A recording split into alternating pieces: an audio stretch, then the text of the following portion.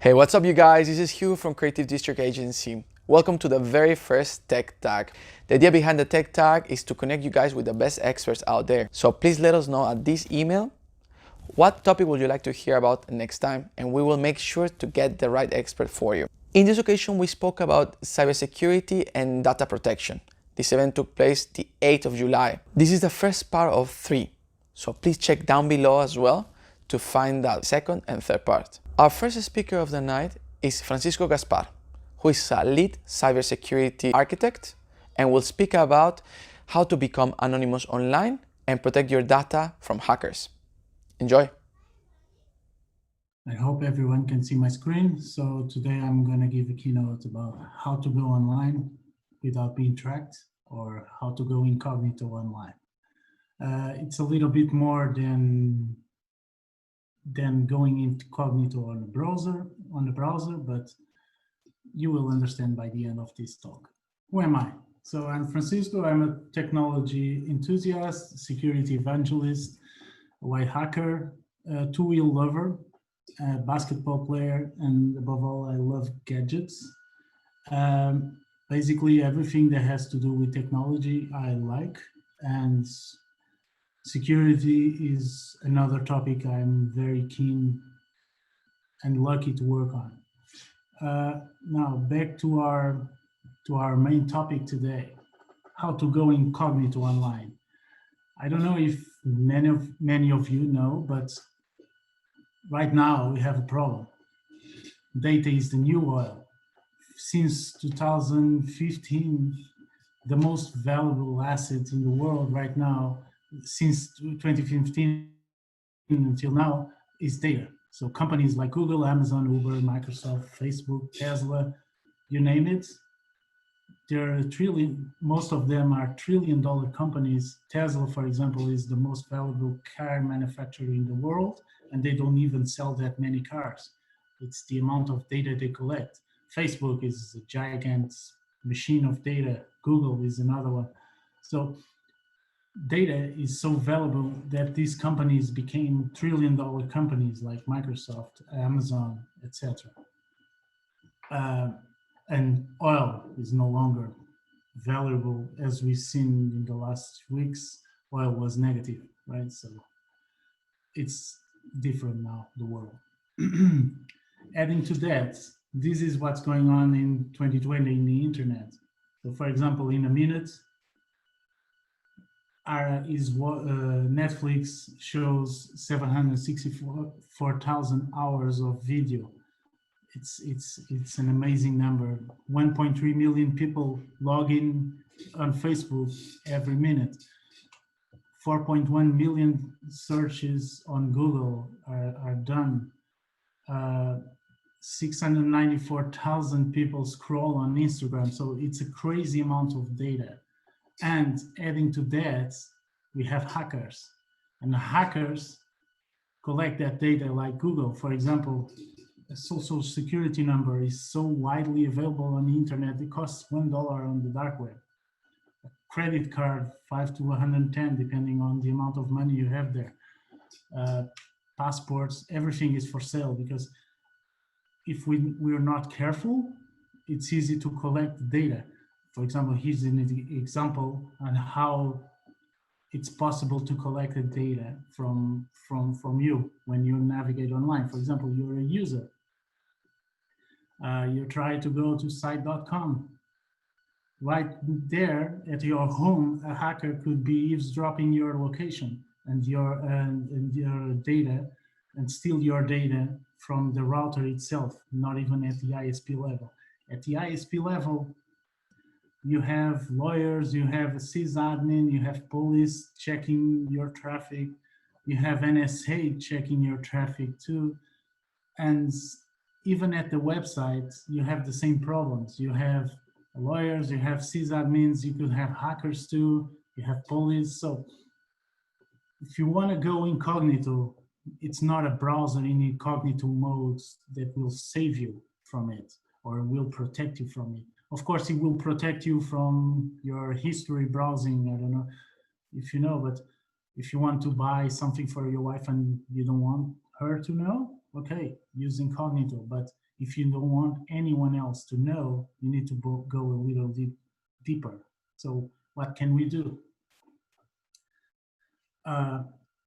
We can start by using anonymous browser and search engines. Don't use Google Chrome. Don't use for there is has the measures, for example, etc. Use Google, so go for something like DuckDuckGo or other search engines. Don't use social media at any cost. If you're going to use social media, create several fake accounts and use them randomly on your browser. I'll explain how to do it. Invest in a reputable VPN. So instead of connecting directly through your router, get an app, a VPN, and that will hide your IP. So the website will never know where you're located. Right now, Zoom knows I'm here in Munich, but if I was using a VPN, they will not know because it's a random IP from wherever in the world. And some VPNs don't collect logs, so it's untrackable or kind of untrackable.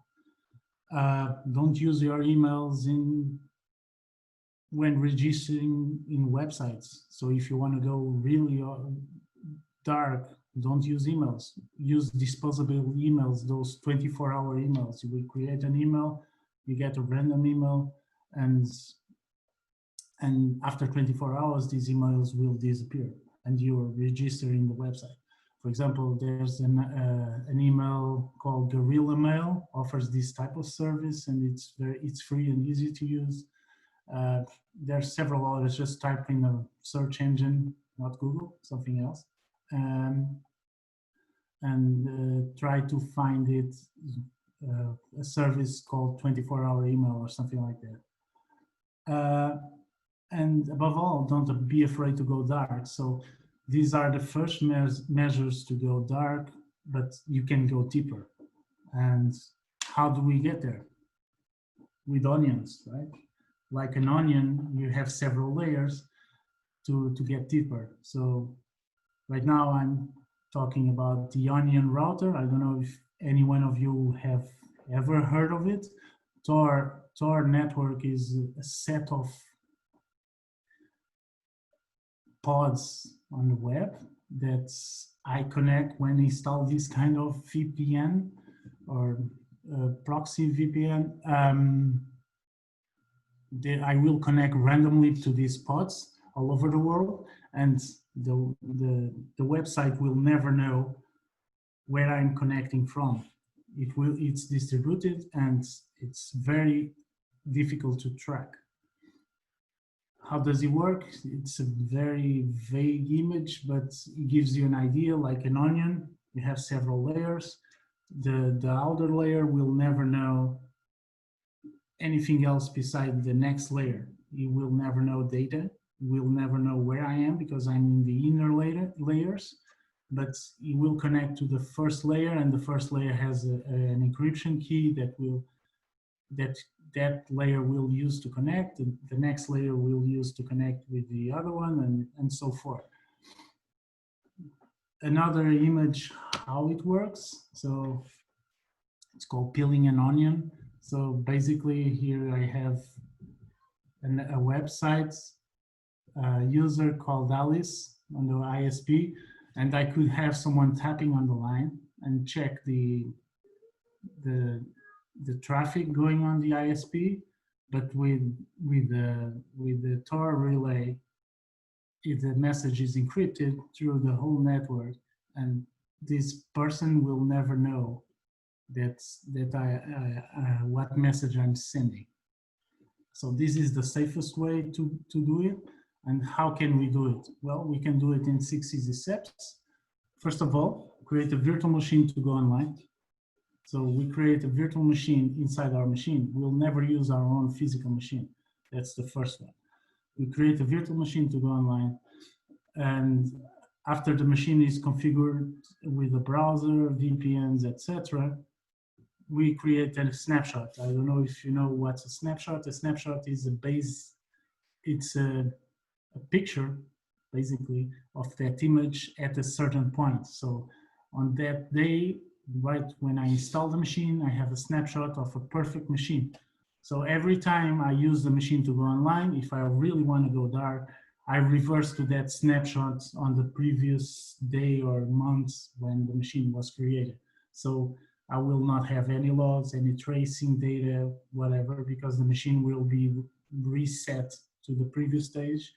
And from someone else's standpoint, the machine is new and no one will never know what happened after. Second of all, on that machine, get a privacy browser. Install something like DuckDuckGo, Tor browser, whatever. There's plenty of browsers, or even Firefox has some specific tools for privacy on that machine. For that, besides having that machine, I don't really want to be tracked even in that machine, so I need a privacy browser. Second, and the first step, I need to create social media accounts, fake, with temp emails. So I will log into these accounts on that browser. So every time I go to a website, I'm being tracked on these random social media accounts. So Facebook will know what I'm doing, but it's a random information because that user is useless. So that user will be used to, I don't know, go on Amazon, for example. And the user B will be used to go on eBay, right? And so Facebook will never know. So basically I'm creating counter information because I will create a user that has 100 years old that goes on Amazon and likes, I don't know, likes chocolates, right? So they will never track me to that point. The next step will be install the Tor VPN route on that machine. So with this Tor VPN, or sorry. So as I was saying, we install Tor on this virtual machine. So Tor will relay through our pods all over the world to create anonymity, something like that, to become, so I can become anonymous. On the step 5, I will create this. Remember that we bought a reputable VPN service. So my host machine, my physical machine that is hosting this virtual machine will have this VPN. This host machine will not connect directly to, it will connect directly to our ISP, but all the traffic from the virtual machine will go through this VPN service. So even if I'm tracked through Tor, that is really hard,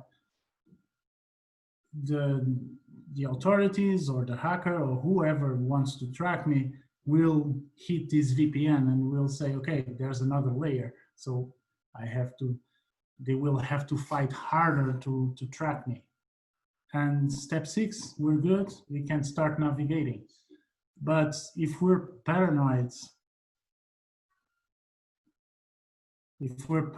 about all this and then saying, hey, I'm being tracked, right? So we can always repeat step 1. So basically we have a virtual machine with a snapshot. Okay, let's create another virtual machine inside the virtual machine and do it all over again. So have another onion network on it, another VPN, and so forth. So like a Russian doll. So we will have several connections inside. Okay, it will become super slow, but it will increase layers of complexity, and it will become super difficult to track because I will be on Tor, going through a VPN, going to another Tor, going to another VPN, and so forth. And as soon as whoever is tracking us and somehow manage to find us, we will probably be over what we were doing on the internet. So these complexity layers, once we add more and more and more, will create more security. Of course, we shouldn't use our own VPN or our own Wi-Fi network or our own internet connection. So we can just use our neighbor's internet or some coffee shop or some restaurant, whatever. And it's very easy to use. Just get a Pringles can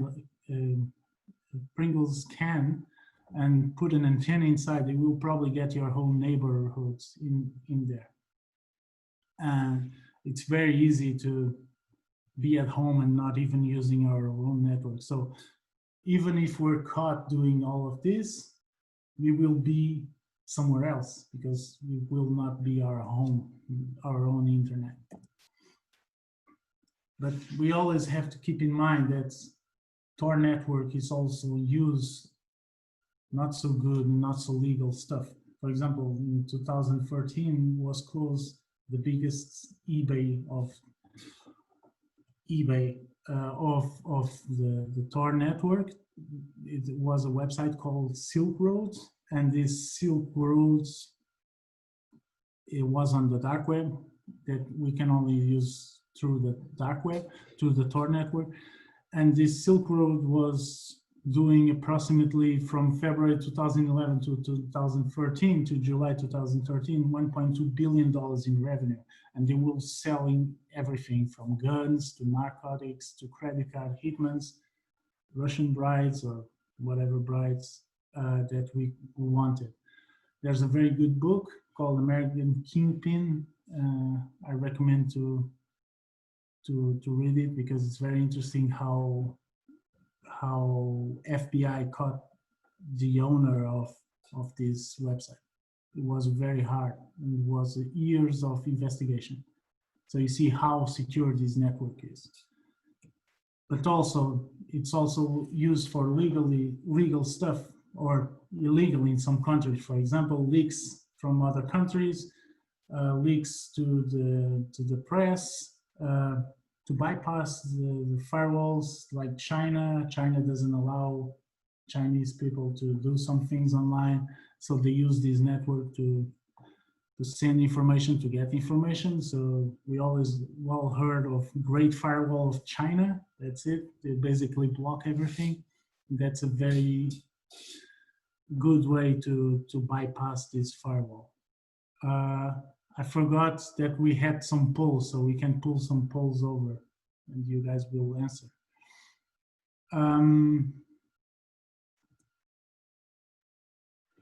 Now, the poll is out, you can answer. What is Tor used for?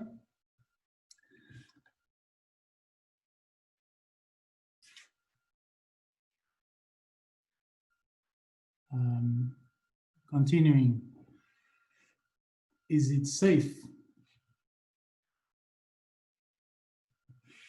Yes, but we need to understand, we can launch the second poll I'm about to answer, but we need to understand that nothing is 100% safe. So as I said, that Silk Road website was super secure, but he was still caught. So it's never easy but it's not 100% safe. And with that, you've now gone incognito, and I finished my presentation. I'm open for questions.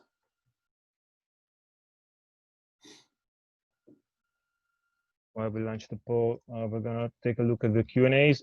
Francisco, and there is a comment from Dan Benton, and he's asking, anyone who's running the Tor exit nodes can see everything about your traffic that the person running the VPN can, except for the source IP address. And it adds also, except you can know who runs your VPN. You have no idea who's providing your exit nodes. I am a Tor fan, but I feel it's important to state. This is what he's saying. Yes, it's correct. But since I'm not using only one node, I'm using several nodes on top of several nodes inside the VPN, it will be really hard for that exit node to see what I'm doing. But yes, you're correct. All right, and then we have an anonymous attendee who's asking, how to create a fake profile on Facebook. It's getting difficult. I don't know if you meant this before, but It's just easy. I've created a fake profile years ago, and I keep reporting it because I lost the password. I don't remember. And I keep reporting it as a fake profile, and Facebook keeps saying it doesn't go against their policies. So it's a fake profile because I created it. So it's very interesting, by the way. But I don't know. I haven't tried in a while, but yeah. all right. So this one has been answered, and then we have another question, still from Dan. How can we protect against correlation attacks?